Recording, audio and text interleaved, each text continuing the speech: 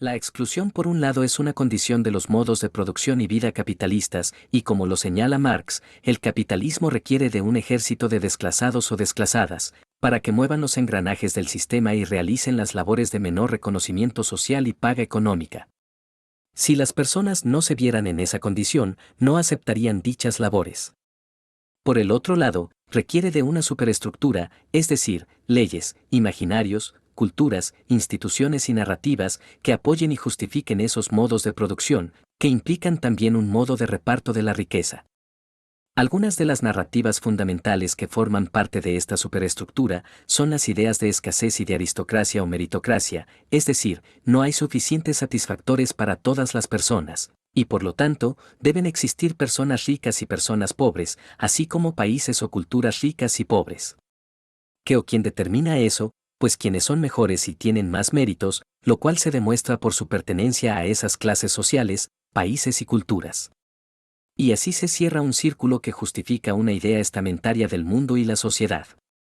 En el proyecto de la modernidad confluyen y han confluido muchas fuerzas y actores económicos, políticos y sociales, algunos democratizadores y otros retardatarios.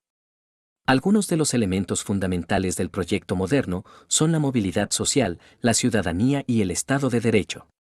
Sobre la primera, cabe decir que se trata de que las personas que nacen y crecen en una capa social y de acuerdo a sus méritos y a los dispositivos sociales generados para ello, fundamentalmente por parte de los estados, entre ellos el más estratégico, la educación, pueden alcanzar un mejor nivel de vida y desarrollo. Sin embargo, esa promesa se ha cumplido en una minoría de personas con respecto al grueso de la población.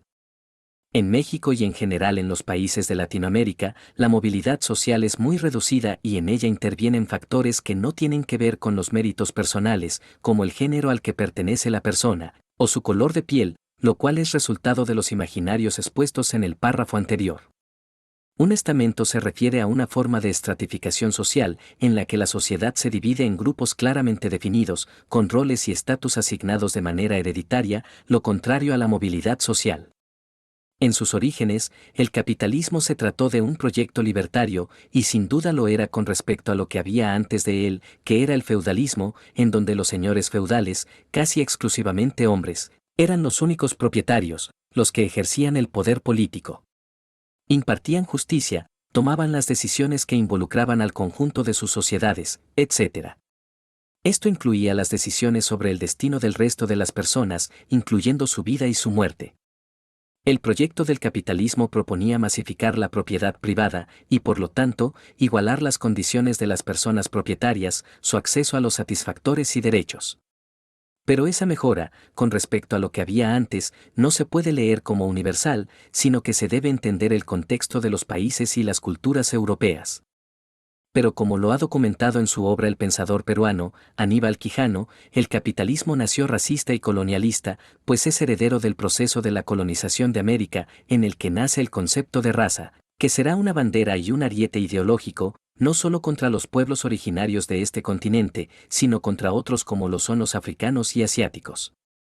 Es este concepto a partir del cual las culturas europeas establecen quiénes son civilizados y quiénes son salvajes, quienes merecían ser colonizados y quienes colonizadores, para arrebatarles sus recursos naturales, saqueo de materias primas y mano de obra esclava, que fue el motor de la industrialización capitalista, sin el cual nunca pudo haber florecido.